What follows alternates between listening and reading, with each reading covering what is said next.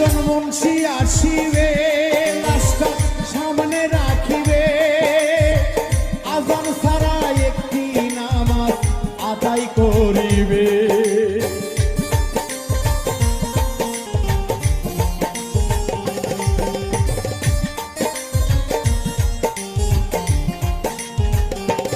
একজন মুন্সি আসিবে লাশটা সামনে রাখিবে আজান ছাড়া একটি নামাজ আদায় করিবে চারজন হাতে কান্দে লইয়ে গোরস্থান যাবে লইয়ে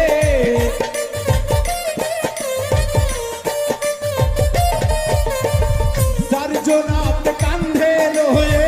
গোরস্থান যাইবে লইয়ে পাইবা না বিমানটিকে এমন জামা